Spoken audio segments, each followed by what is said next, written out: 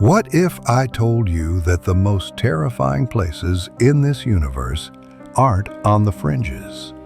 They are hidden in plain sight. They are not just locations, they are concepts. They are prisons for the mind, graveyards for hope, and altars where the soul itself is the price of admission. Tonight, we put away the familiar map. We are venturing into the shadows to chronicle the 10 most terrifying places ever committed to film in the Marvel Universe. Prepare yourselves. This is the Dark Atlas.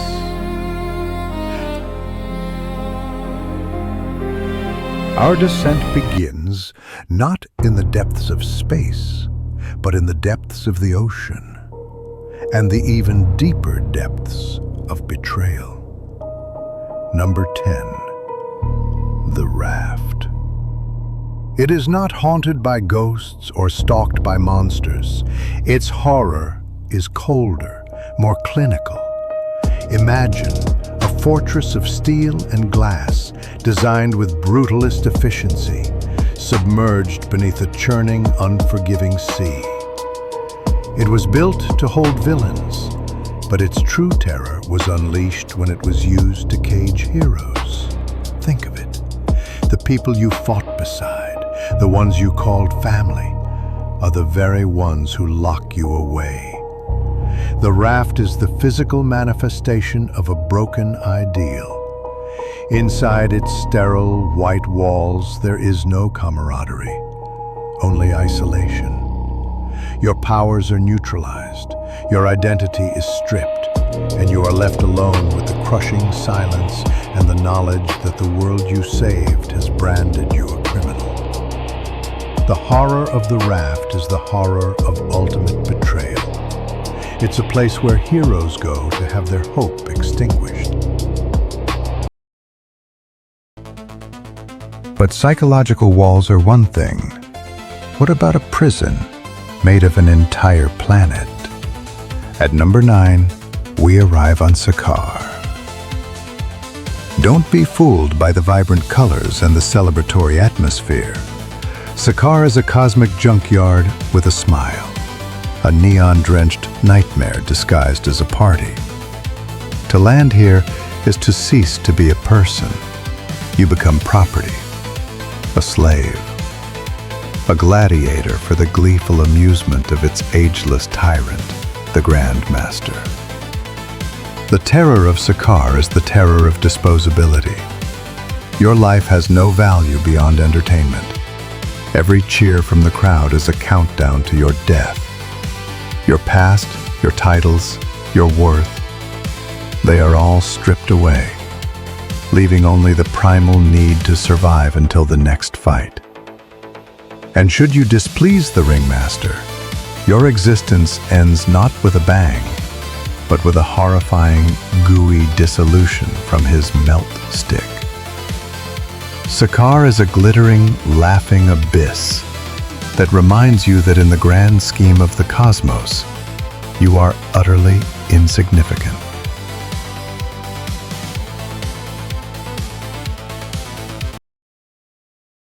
From a prison of the body, we descend into a prison of the mind.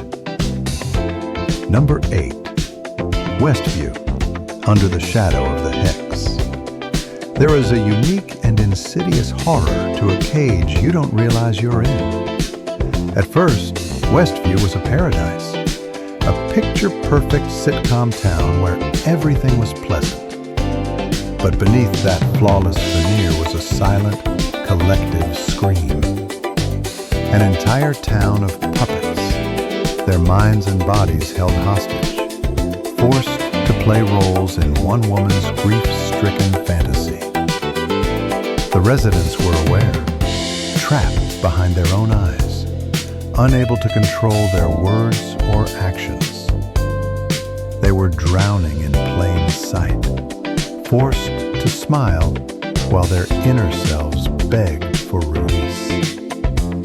This isn't the horror of a monster you can fight.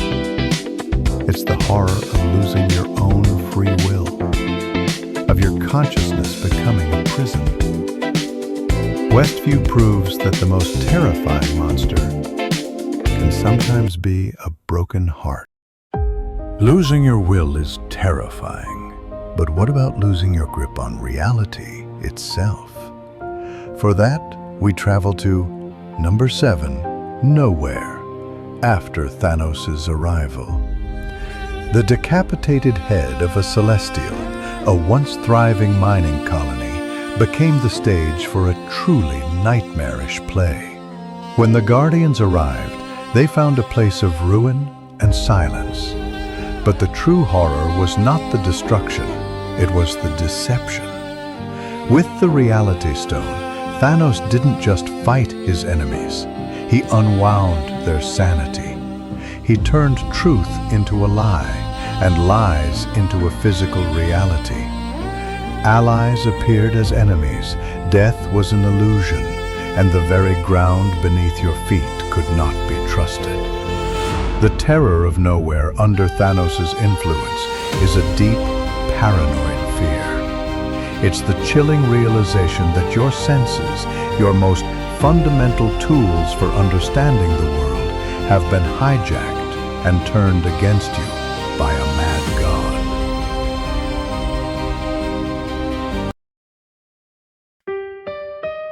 And what of a place where reality is all too real? A place defined not by illusion, but by absolute, soul-crushing failure. That brings us to number 6, the planet Titan. This was not just Thanos' homeworld, it was the graveyard of a civilization, a monument to extinction. But its true horror is etched into a single moment in time.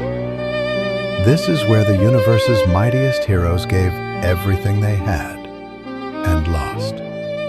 Titan is the epicenter of the universe's heartbreak. It is the ochre dust where hope died. We all remember the chilling silence that followed the snap, the dawning horror on Tony Stark's face as he watched a boy he mentored crumble into dust, begging for his life. Titan is terrifying because it is a monument to utter and complete defeat. It is the place that will forever be stained with the ashes of heroes. From the ashes of one world, we journey to a world that is a being, a place of breathtaking beauty that hides a monstrous secret. Number 5, Ego, the living planet. When we first see it, Ego is a paradise, a world of celestial light, crystalline structures and impossible landscapes, all crafted by the will of a god. It offered a home, a purpose, a father. But this paradise was a beautiful, intricate lie, grown from the soil of cosmic narcissism. The true nature of Ego is found in its catacombs, not caves of rock and stone, but catacombs of bone. The skeletal remains of millions of his own children, murdered over eons, used as batteries in his quest for cosmic consumption. The horror of Ego is the horror of the beautiful predator. It is the slow, dawning realization that the warmth you feel is not from a loving sun, but from the heat of an oven.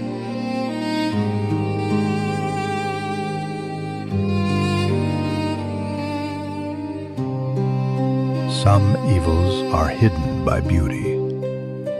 Others are caged by it. We travel now to a place that is both a sanctuary and a prison. Number 4, the gate at Ta Lo. Ta Lo is a place of myth, a serene, mystical village existing in a dimension of breathtaking peace, protected by ancient magic and a benevolent dragon. But this entire beautiful world serves one desperate purpose. It is a lock. And behind that lock, in a cage of mountains, lies a primordial evil, the dweller in darkness. The terror of Ta Lo is the terror of the seal that is about to break. It is a place of quiet dread, where generations have stood guard against a soul-devouring entity that whispers promises of loved ones to its victims.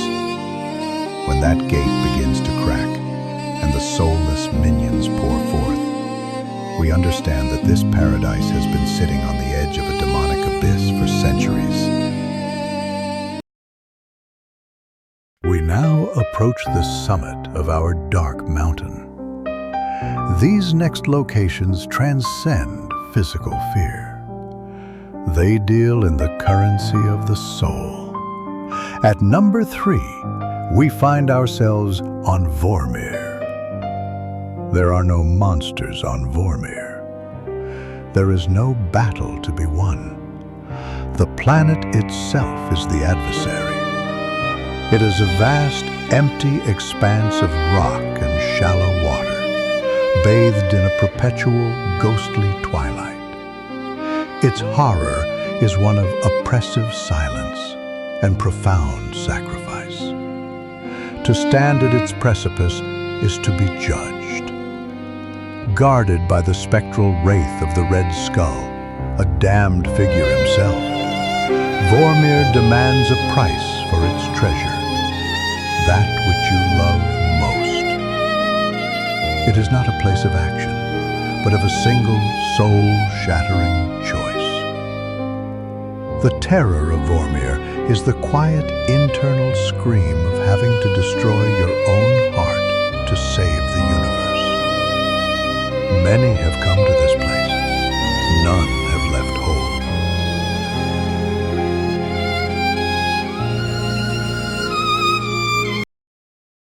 If Vormir is the horror of choice, our next location is the horror of unbeing. Number 2, the quantum realm. It is a reality beneath reality.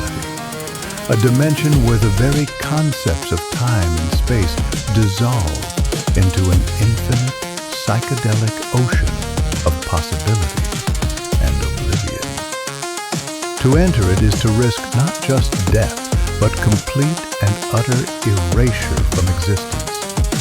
Here, you could live 1,000 lifetimes in the blink of an eye, or become trapped in a single moment for eternity. Time vortexes can age you to dust or revert you to infancy. The realm is not evil. Like the deepest ocean, it is simply indifferent. Its terror is existential. It is the profound, mind-breaking fear of being lost in a place without anchor, without logic, and without end. A place where you could simply stop being. And now, the last stop. A place that makes all others seem like a prelude. A reality that is, by its very nature, pure, unadulterated horror. Number 1, the dark dimension. This is not a place within the universe.